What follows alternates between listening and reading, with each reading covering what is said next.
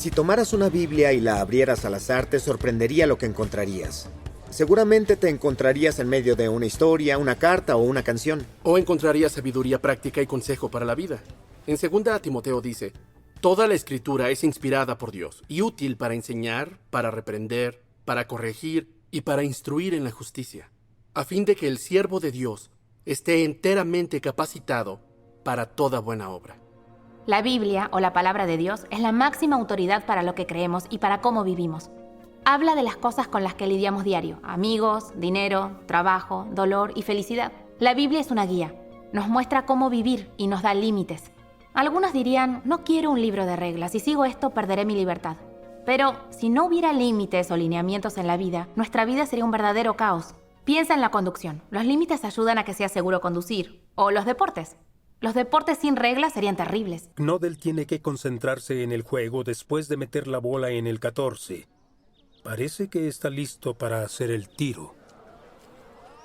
Oh, qué buen movimiento. Otro buen movimiento de Knodel.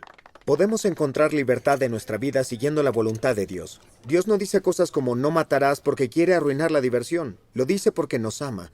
Jesús resumió todas las instrucciones de Dios así. Él dijo, ama a Dios y ama a tu prójimo. Si alguna vez has intentado leer la Biblia, probablemente encontraste partes algo confusas que llevan a más preguntas.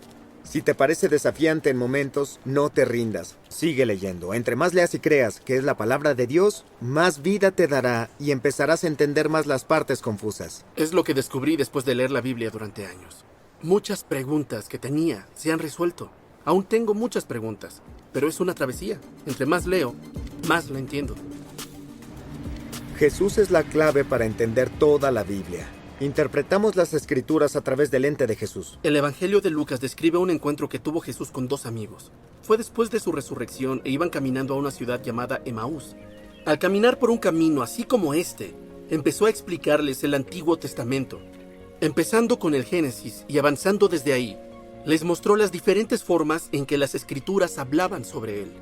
Es como si toda la Biblia fuera una flecha gigante que nos señala a Jesús. Y eso es lo primero que Dios quiere mostrarnos, a Él mismo. Jesús es la suprema revelación de Dios. Cada vez entendemos más cómo es Dios al mirar a Jesús. La Biblia es una parte vital de nuestra relación diaria con Dios. Dios ha hablado y sigue hablándonos hoy. De cierta forma, la palabra de Dios es como una carta de Dios. Cuando recibo una carta de alguien que amo, como mi esposa Melissa, la atesoro, la guardo, y es lo mismo con la Biblia. Es especial porque a través de ella escuchamos la voz de Dios. Durante gran parte de mi vida no fui cristiano.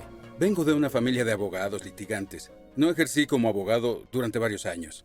Mi padre era abogado, mi madre era abogada, mi hermana es abogada, mi hijo tiene el título de abogado, mi hija tiene el título de abogada, mis abuelos de ambos lados eran abogados, mi tío era abogado, hasta el gato habría sido abogado. Mi padre era un judío secular.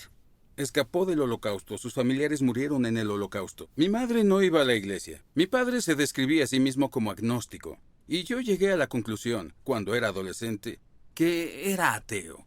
Era un ateo bastante contencioso. No salía a convertir a las personas al ateísmo, pero si alguien trataba de convertirme al cristianismo, tenía mucho que decir al respecto. Era muy desconfiado de los cristianos. Me había encontrado con un par en mi año sabático. Y siempre sonreían. Eso me parecía sospechoso. Y en mi primer año en la universidad tenía una habitación junto a mi gran amigo Nick Lee. Yo le advertí de esos cristianos. Le dije, no los dejes entrar a tu habitación, hagas lo que hagas. Pero era muy tarde y él los conocía. Una vez, él y su esposa, ahora su esposa Sila, regresaron y dijeron que ahora eran cristianos. Yo estaba aterrado, porque eran personas encantadoras. Pensé, ¿cómo puedo ayudarlos? La verdad, no sabía mucho al respecto y pensé, será mejor que investigue. Entonces encontré una Biblia antigua y esa noche empecé a leerla. Inicié por el Nuevo Testamento. Leí el Evangelio de Mateo, Marco, Lucas. Luego llegué a la mitad del Evangelio de Juan como a las 3 de la mañana y me dormí. Al siguiente día seguí leyendo todo el día y el siguiente día y todo el día siguiente. Era estudiante y no tenía trabajo. Cuando llegué al final del Nuevo Testamento, llegué a la conclusión. Es verdad. Es como si la persona de Jesús emergiese de las páginas del Nuevo Testamento. Y lo había encontrado. La Biblia trata de Jesús, nos señala a Jesús. Al leer la Biblia, cuando leo la Biblia, espero encontrar a Jesús. Espero escuchar que Dios me hable. Cada día así comienzo, como con el desayuno físico. Comienzo con comida espiritual, es lo primero que hago. Lo primero que hago en la mañana es querer encontrar a Jesús. Quiero que esa hambre espiritual esté satisfecha. Eso me prepara para el día. Leí algo que Rick Warren escribió sobre la Biblia y es mi historia. Podría decir que todo esto es verdad para mí después de leer la Biblia.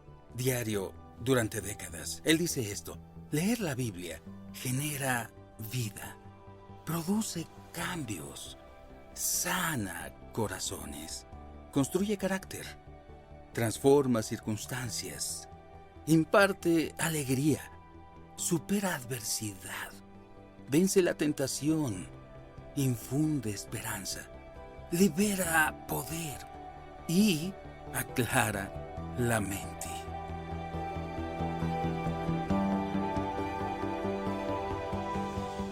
De muy chiquito iba a un colegio evangélico en el cual tenía que hacerlo, pero nunca por decisión propia. Sí, pero en algunos capítulos me aburría, entonces seguía al siguiente. Sí, pero no entendí muy bien cómo leerla. Entonces... sí, pero por obligación. Sinceramente nunca la leí, nunca la he llegado a leer. Sí, intenté leerla varias ocasiones porque creo que tiene frases, no recuerdo cómo se llaman, que me gustan mucho, que siento que hay cosas muy bonitas ahí. Sí, y aburrido porque era muy chica y en ese momento como que me lo imponían mis papás. Bien, pues la verdad digamos que tiene muchos relatos que uno puede usar en la vida diaria para ser mejor persona, etcétera, etcétera.